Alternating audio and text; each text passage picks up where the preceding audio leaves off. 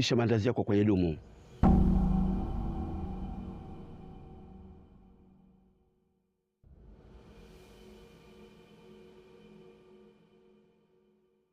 Lakini baba, si maandazi ya chai.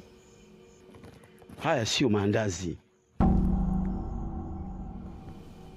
Wewe kwa sababu hujui.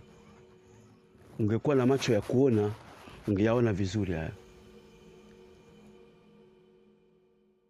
Wewe kijana, unaitwa nani? Maandazi. Maandazi. Baba yako? Maandazi.